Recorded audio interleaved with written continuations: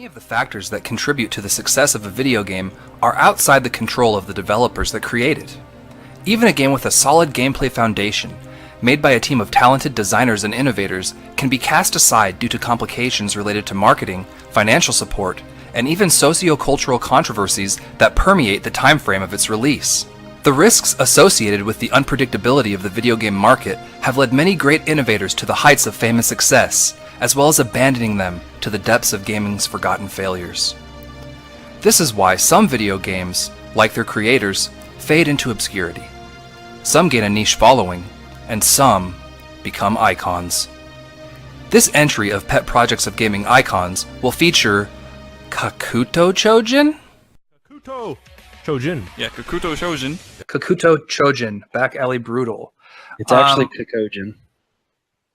Kokojin, yeah. What did you say, punk? Kakuto Chojin. A 3D fighting game for the original Xbox whose name I still can't get right, that had the potential to become a quality franchise. We will also explore the life and career of the game's creator, Seiichi Ishii, one of the great unappreciated masters of video game development and design, as well as the conditions of this title's development and release. Before jumping into Kakuto Chojin, you need to understand Seiichi Ishii and his contributions to some of the most influential games of all time.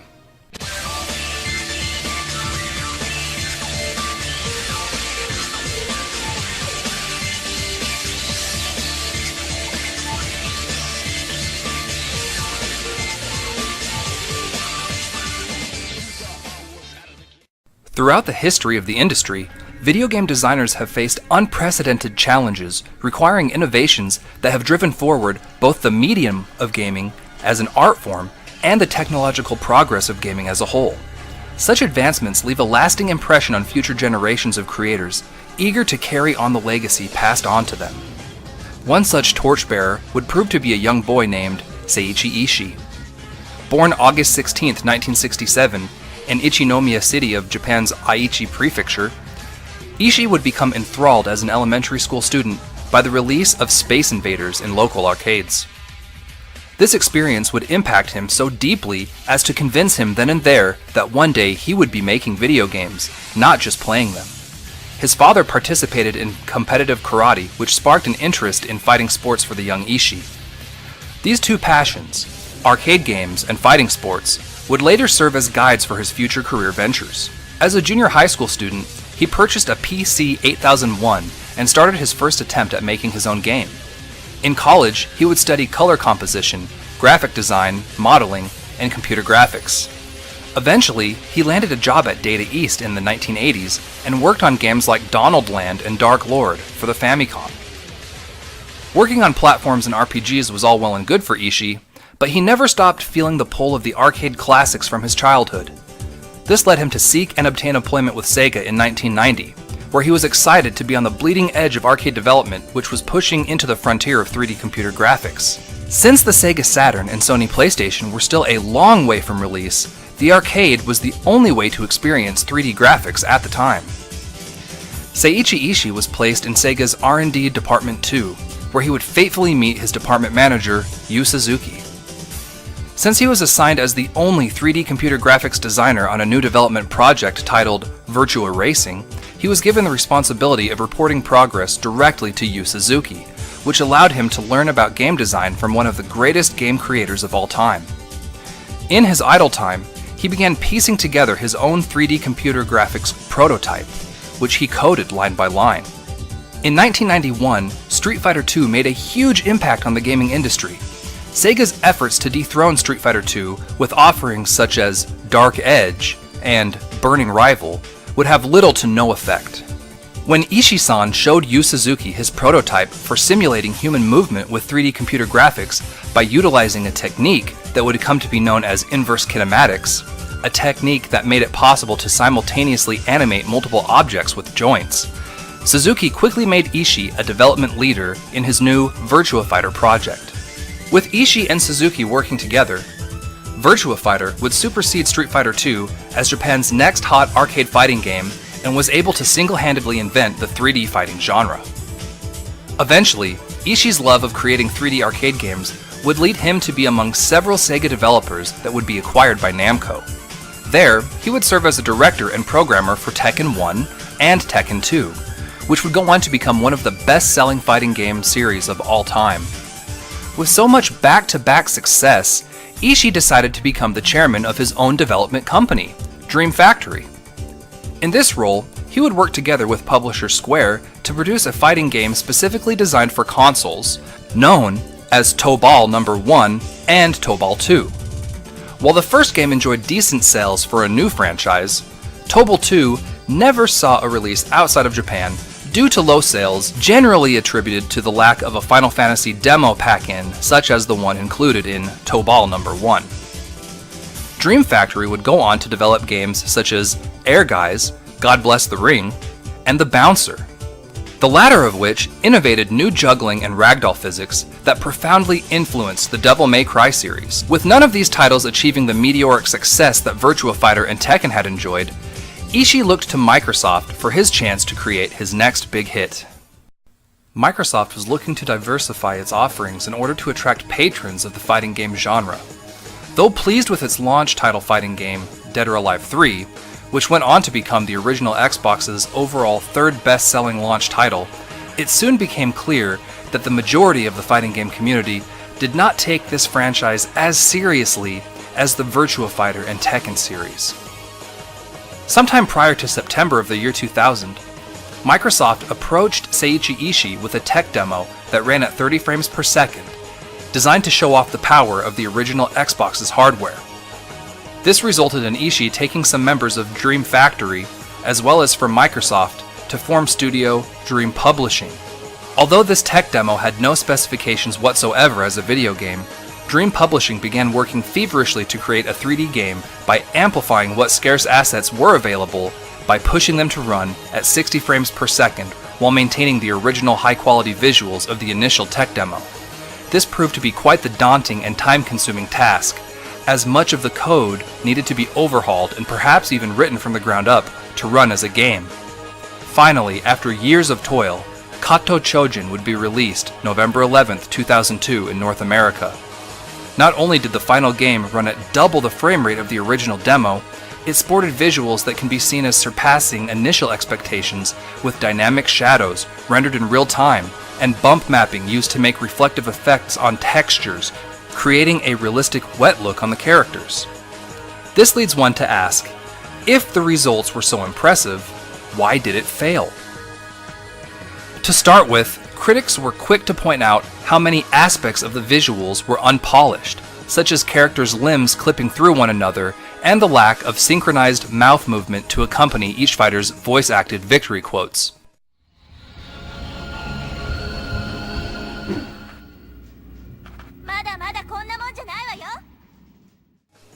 They also criticized the mediocre roster of 12 characters, which, by the way, J.D. Stone totally looks like Brad Pitt's character from Fight Club. I mean, wow, that takes me back. Anyway, the critics also pointed out that many of their moves seemed similar to that of Tekken. This should not have come as much of a surprise since Dream Publishing consisted of many former Tekken developers. To me, it feels strange to criticize the game for this, since most people never seem to criticize Tekken for sharing many fundamental similarities with Virtua Fighter.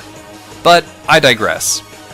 In the same breath, critics called Kakuto Chojin a shallow experience that failed to stand apart from Virtua Fighter, Tekken, and Dead or Alive.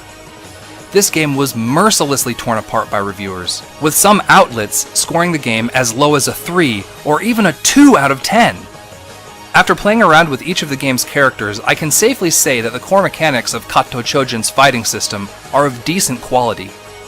The slander spewed by the game journalists of the time was entirely unprofessional in my view, and painted this game as a far worse experience than it actually is. It also did not help that Kakuto Chojin's Muay Thai fighter Assad had excerpts of a Muslim call to prayer chant in his stage music.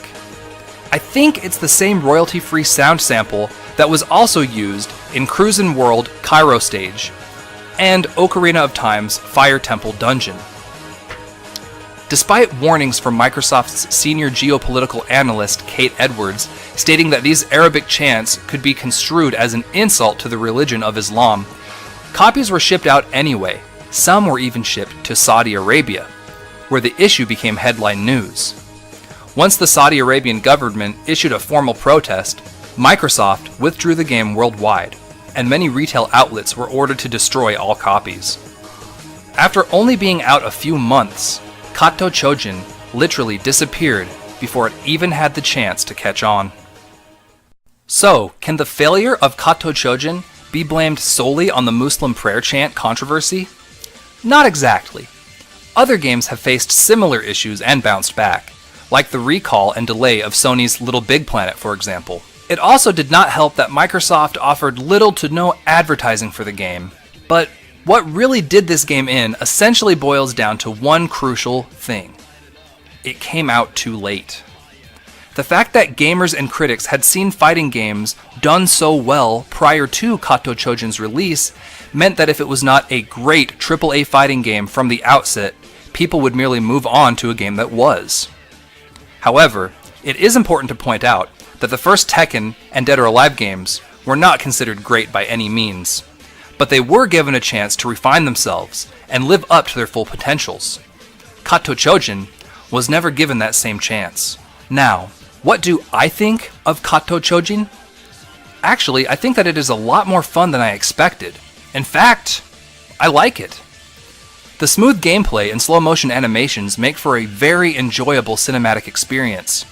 Who would have thought that a game that was criticized for copying Tekken too much would turn out to be copied by Tekken 7? Also, I like how the controls are somewhat reminiscent of Tobal. Instead of having buttons assigned to punches and kicks, each character has high, middle, and low attacks, with a special attack activated by pressing all three together at once, or just by pressing the B button. The R trigger can be held to perform a block, and can also be used to perform variations of high, middle, and low attacks, and can also be used to give your character a speed boost, which makes longer combo strings and different air juggles possible. I will admit that the Cuttoe style for each character does feel a bit limited at first, but I think there are definitely some killer combos for higher level players to cut their teeth on in this style. After playing through the arcade mode with each character, I learned that there is a secret style that can be unlocked, called, wait for it, the Chojin style. The timing, combos, and special moves of this style are much deeper and way more fun. It makes you wonder if the games journalists who called this game shallow ever bothered to explore the full depth this style of gameplay had to offer. I mean, some of the combos possible in this game are hard, like one frame Virtua Fighter hard. While pulling them off is beyond my skill level, I did stumble upon a video of what some people could get the combo system to do, and the results are spectacular.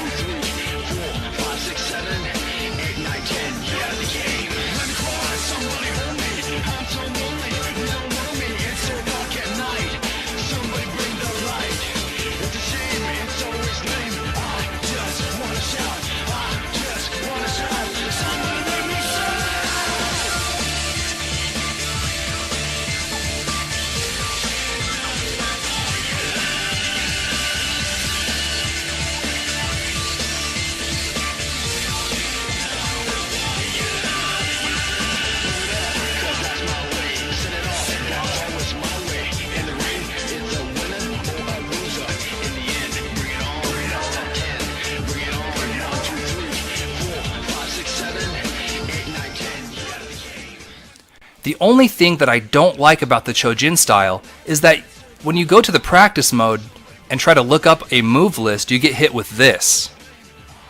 Yeah, needless to say, that website isn't around anymore. But you can still find secret Chojin move lists elsewhere on the internet. It's just annoying to have to do that. Also, I like that you can unlock the final boss, Deva, as a secret character by beating the arcade mode with each character. Not to mention that the 4-player Battle Royale mode is a really cool and fun feature of the game. The techno-trance music in this game is really awesome too. I will concede the single-player story mode is a bit shallow, but hey, I'm a Virtua Fighter fan, so that doesn't really bother me too much. I dare say that this game is actually a hidden gem. While it is the case that Kakuto Chojin came in too late to make much of an impact on the gaming market, it has definitely aged better than anyone could have imagined at the time of its release, especially when you compare it to other obscure Xbox titles like Tao Feng Fist of the Lotus. Plus, there's an interactive demo of Shenmue 2 on the disc, and we all know that's enough to earn some brownie points from me. We may never know what this game could have become if it had been given the chance, but we do know what it is. A decent fighting game and a pet project of a gaming icon that still deserves a fighting chance. Some of Ishii's games remained wildly popular. Many others have devoted niche fan bases. But even the games that were not embraced by the critics or mainstream audience at large still changed the gaming industry for the better. The last console game Ishii was associated with that I could find was a digital-only WiiWare game called Space Invaders Get Even, where he served as a production manager. And so, the story comes full circle. Seiichi Ishii still makes games, and in November of 2017 he stated, "I am looking forward to seeing everyone in my work." That's it for this installment of Pet Projects of Gaming Icons. I want to give a big shout out to Silver-Haired Devil, who this video is dedicated to. Thank you for recommending this game to me and for kindly pointing me in the right direction for some research, as well as patiently waiting for me to finally get this video out there. I hope you enjoyed the video, and if you did, please leave a like or comment below to let me know how you feel about these kinds of videos. Until the next time everyone, please be safe, take care, and I'll see you again in the next video.